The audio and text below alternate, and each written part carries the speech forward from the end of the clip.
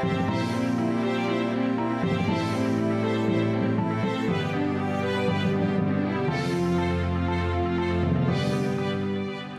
up, Taiwan? How's it going? I'm Ethan Liu with 10 minutes of news from here in Taiwan and around the world.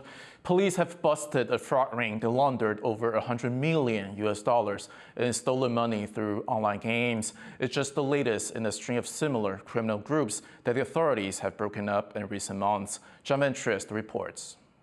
More than $200,000 worth of stolen cash piled up on a police evidence table.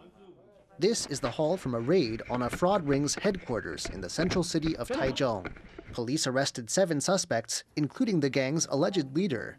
Had the authorities not intervened, this cash would have been laundered. Investigators say the group has illegally processed over $100 million since 2019. 诈骗集团透过购买金币游戏点数方式将钱洗出来。 Authorities have been cracking down on an increasing number of gangs like this in recent months. Some of them cooperate. Police learned about this group's headquarters because of their past ties with another criminal ring, which was busted in August. It isn't just money that's at stake. Some groups use kidnapping and torture to extort their victims. A number of people targeted by the gangs have been forcibly held in hotel rooms or apartments for days, some of whom have died. Law officers have vowed to step up searching hotels for people they suspect are being held against their will. 持续针对旅宿业来进行清查，另外也会针对一般的社区大楼的出租场所来加强清查。 Police suspect criminal rings could also be gambling on the outcome of Taiwan's upcoming local elections as another way to launder money. As voting day nears, investigators say their crackdown on these fraud groups won't let up. Kama Xu and John Van Triest for TaiwanPlus. Chipmaker TSMC is planning to build a second plant in the U.S. That's according to a report in the Wall Street Journal. According to the journal, the new plant in Arizona will be focused on its most advanced 3-nanometer process, and the investment would total around $12 billion. TSMC has not confirmed the report. Concern is also mounting over weakening global demand for semiconductors. Another report indicated that TSMC plans to delay or halt a new 7-nanometer facility in southern Taiwan. The company has yet to comment on that report. Taiwan's government is looking to have fully bilingual education by the end of the decade. But there's one major stumbling block: not enough teachers who speak English. Eric Gao reports. How are you? How are you? English in every Taiwan school. That's the goal of the government's Bilingual 2030 policy. It's aimed at making sure students in Taiwan can speak both Mandarin and English to improve the country's international competitiveness. Schools will be expected to offer English instruction in a variety of subjects. 包括国语、数学，还有社会、自然跟艺能科、体育、健体这些课程里面，老师能够用英语去授课。 English teaching in Taiwan starts in primary school. The idea is to let students gradually get comfortable with the language.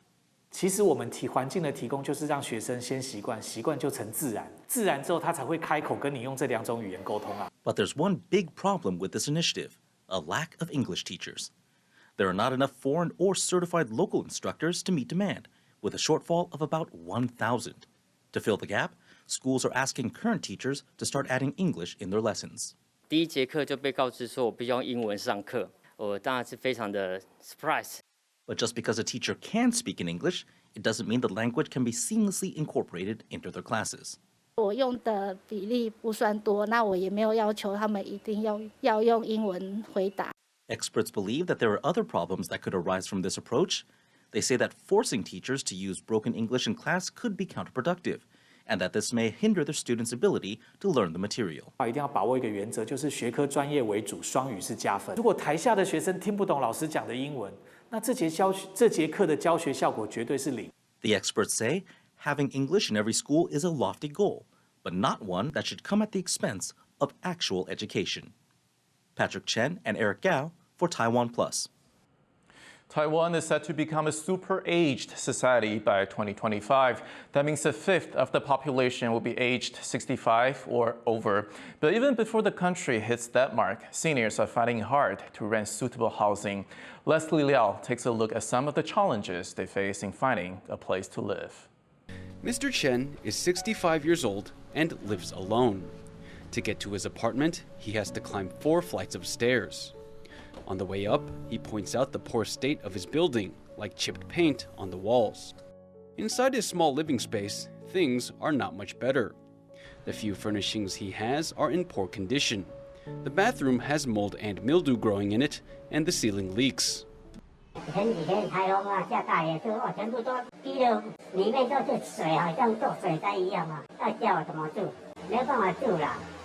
home is supposed to be a shelter, but for Mr. Chen, it feels more like a cell. It's not that he doesn't want to live better, but the options for older people like him are extremely limited.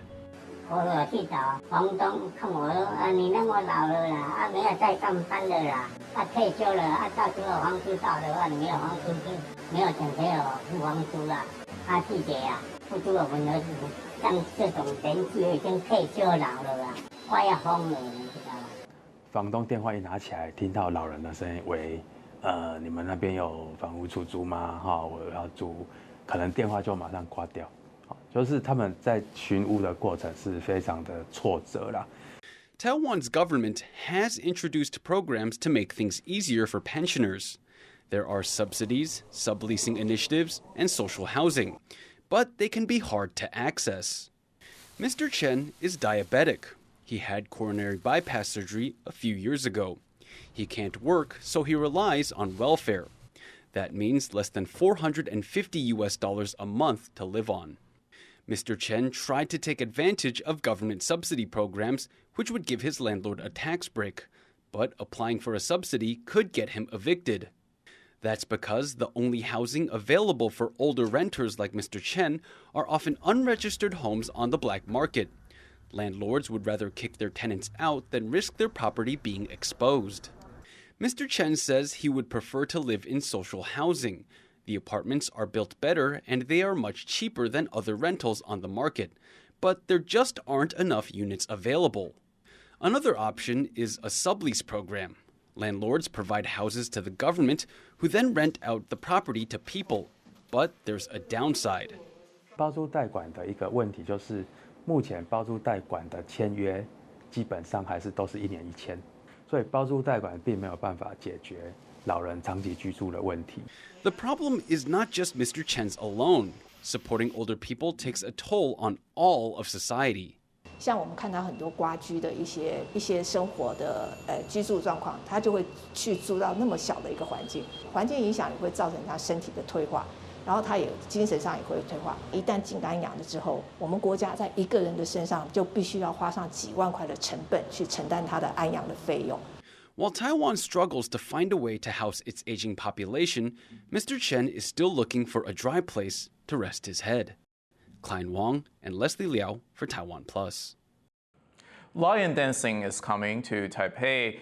The art form is a highly recognizable part of the country's traditional culture, but it's a rare sight in the capital. You're most likely to see lion dancing at rural temple events. Now, Taiwan's National Center for the Traditional Arts has invited 27 troops to bring their lion dances to Taipei for a weekend-long event. Participating groups say they'll showcase a more youthful, updated style in their performances. Anyone interested can head on down to the Taiwan Traditional Theater Center from November 11th to 13th to enjoy the show. Taiwan's Wanjingshi Marathon will have gold label certification next year, marking it as one of the world's leading road races. The marathon will take place in March along the northern coast of New Taipei City. World Athletics, which governs international running events, has strict requirements for a gold label race. Not only must the event attract a certain number of elite runners, but the route needs to have electronic timing stations every 5 kilometers and medical stations every 3 kilometers. Thank you for watching What's Up Taiwan. Remember to download the TaiwanPlus app for more stories from Taiwan and around the world. Finally, we leave you with images of the FIFA Women's World Cup mascot taking to the field. I'm Ethan. Take care, and I'll see you next time.